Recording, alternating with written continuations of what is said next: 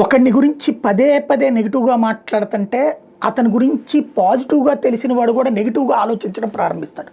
అదే eco system. మనకు కనుక సుదీర్ఘకాలం పాటు భారతదేశంలో హిందూ రాజుల గురించి దుర్మార్గ ప్రచారాలు చేసి అదే సందర్భంలో ఈ దేశం మీద దండయాత్రలు చేసిన రాజుల గురించి గొప్పోళ్ళు అని చెప్పి పత్రికల్లో, పేపర్లలో, టీవీల్లో ఇట్లాంటి అంటే సీరియల్స్ గానో, సినిమాలు గానో, అలాగే కథనాలు గానో, పాఠ్య పుస్తకాల్లో గానో చెప్పడంతో మనం సైకలాజికల్గా అలా ప్రిపేర్ అయిపోయాం.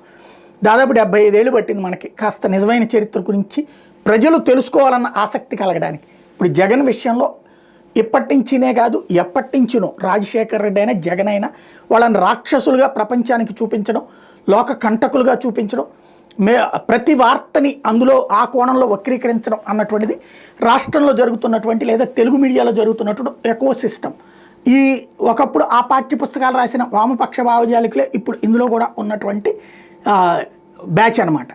ఆ కోణంలో రాసుకొస్తారు. దానికి సాక్ష్యం వెంటాడుతున్న వైకాపా పాపం అంటూ సిటీ ఎడిషన్లో రాసుకొచ్చినటువంటి ఒక వార్త. ఇందులో విషయం ఏంటంటే నాటి వైకాపా సర్కార్ చేసిన పాపం మంగళగిరి, తాడేపల్లి, పొన్నూరు పురపాలక సంఘాలకు శాపంగా మారింది.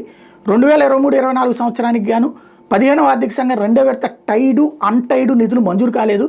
జిల్లాలో గుంటూరు నగరపాలక సంస్థ, తెనాలి పురపాలక సంఘానికి మాత్రమే కేంద్రం విడుదల చేసింది. టైడ్ నిధులతో తాగునీటి సమస్య పరిష్కారానికి ప్రజారోగ్య పనులు ఖర్చు చేయొచ్చు. అన్టైడ్ నిధులతో సిమెంట్ రహదారులు, సిమెంటు మురుగు కాలువలు, పార్కుల అభివృద్ధికి ఇది పనులు చేయడానికి వినియోగించవచ్చు. నాడు వైకాపా ఏం చేసిందంటే వైసీపీ పాలకులు ప్రజాభిప్రాయాన్ని పరిగణలో తీసుకోకుండా ఏకపక్షంగా మంగళగిరి, తాడేపల్లి కార్పొరేషన్, పొన్నూరు పురపాలక సంఘంలో గ్రామాలు విలీనం చేశారు.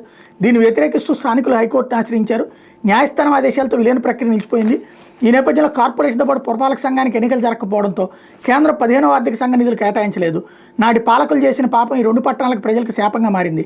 వచ్చే ఏప్రిల్ నుంచి 16వ ఆర్థిక సంఘం ప్రారంభమవుతుంది. ఆ నిధులైనా వస్తాయా అన్న అనుమానాలు వ్యక్తం అవుతున్నాయి. ఇది రాసుకొచ్చింది. ఇది చూడగానే ఇదేంటి ఎంత దుర్మార్గం చేశాడా. ఇంతకీ ఎన్నికలు ఆ మూడింటిని ఇందులో కలపడం తప్పట. ఒక చిన్న ఊరిని పెద్ద ఊరిలో కలపడం తప్పట. అంటే ఇప్పుడు అమరావతిలోకి సంబంధించి ఎవరిని అడిగారు? అమరావతి అందరికీ ఏమని చెప్పారు? విజయవాడ, గుంటూరు కూడా కలిపి అన్నారు కదా. మరి ఇప్పుడు 29 గ్రామాలే అంటున్నారు. ఇది అన్ని 2 ప్రాంతాల్లో ఉన్నటువంటి ప్రజలందరినీ అడిగి తెలుసుకుని చేశారు ఆ పని?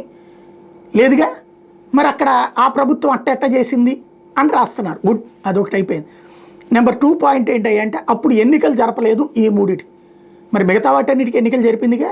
మరి 2018 పూర్తయిపోయింది. 2015-16లోనే పూర్తయిపోయినటువంటి మున్సిపాలిటీలు, కార్పొరేషన్స్ కూడా చంద్రబాబు ప్రభుత్వం ఎన్నికలు జరపలేదు కదా. ఒక్క కాకినాడ మున్సిపాలిటీ, అది కూడా కోర్టు ఆర్డర్ వేస్తే మాత్రమే జరిపింది కదా.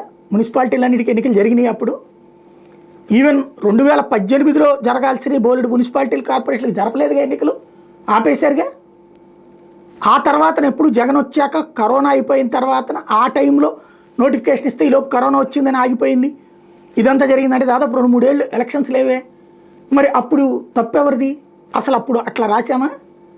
అంటే మనం ఎలా కావాలంటే అలా రాయొచ్చు. ఎకో సిస్టమ్ ఏ స్థాయిలో ప్రజల్ని కన్విన్స్ చేసే ప్రయత్నం చేస్తుంది అనే కంటే కూడా కన్ఫ్యూజ్ చేసే ప్రయత్నం తెలివిగా చేస్తుంది.